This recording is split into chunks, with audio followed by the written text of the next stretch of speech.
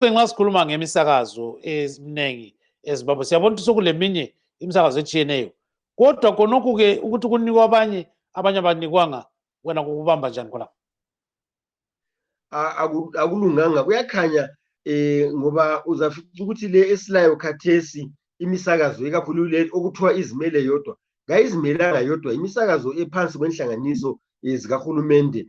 Ngiyakhumbula thina umsakazo wethu we-Radio VOP ngesikhathi si-aplya sazama sibili ngendlela zonke ukuthi sifake amaphepha nokukhuluma ngendlela emnandi esuthisa labo abasilalelayo, kodwa hayi akulalapho esafika khona labanye bethu esa-aplya labo, kodwa bagcina sebethola lezo ncwadi. Siyabona ukuthi izinhlanganiso eziphansi kukahulumende ezezim-papers kwaphinda kwathola lelinye ijaha elalilunga lephalamende lebandla elibusayo, bonke laba abazimele bodwa sibili labanye abazama ngemva kwethu hayi abakatholi. Ngikona sizabona khathesi ukuthi kule imisakazo evulwayo bakhona yini abazathola, la kule emathelevishini eyaphumayo abanye abasiki bebunda angakudingisisi, kodwa abasiki bebunda bathi ezinye inhlanganiso ziphansi kwamasotsha, ziphansi kwezinye inhlanganiso zikahulumende kodwa zinamabizo atshiyeneyo. Konke lokho kumele kudingisiswe kubonakala ukuthi kambe kuliqiniso yini, ngoba singathi thina sesile misakazo emitsha kanti-ke yonke imisakazo kahulumende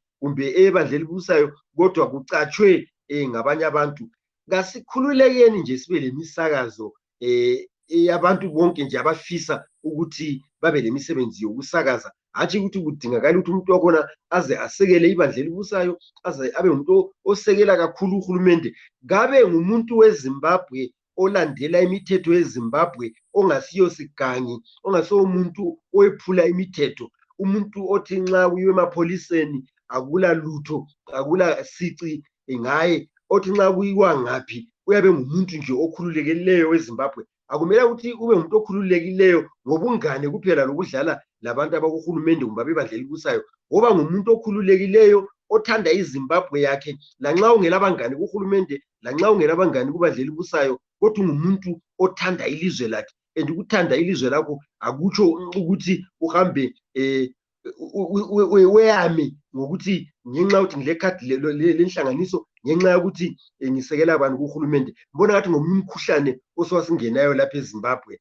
nxa umuntu ehlangana layo sekubuza ukuthi wazana lobani kuhulumende, wazana lobani kubandla elibusayo, sekwandile. Sembona labantwana abancane sebekufunda khonokhu, beswela ukuthi bangakhululeka bazimele bodwa, kodwa bengabantu abathanda lokuvikela ilizwe labo. Singathi-ke uhulumende ungani wesabani ukuthi kube le misakazo eminingi ekhululekileyo ekaMasuku, uzimele wedwa kwesetshwani lapha? Kulabantu nje abangathandi iqiniso, abathanda nje ukuthi lanxa beye ngabanye abantu kuphonga utshiwa kunjalo, kodwa-ke ungabuya-ke umsakazo kaMasuku lo utshoyo utsho ukuthi hayi lokho elikuzwileyo lanxa kuphume kumsakazo kahulumende kumbe umsakazo osekelwa libandla kumbe eminye imsakazo. Kwesinye isikhathi phela okwamanga lokhu ayisikho kahulumende lamabandla abusayo kuphela, okunye kwenziwa ngabeza amabhizimusi ngenxa yokuthi kukhona abayabe kudinga.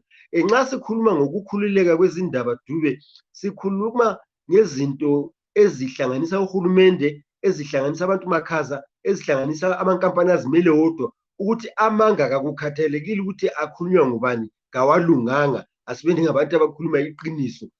Ngakho-ke abantu nxa bengafuni ukuthi bakhuluma iqiniso, kanengi wena ungazama ukuveza iqiniso elipheleleyo, balakho ukuthi bangakuthakazeleli.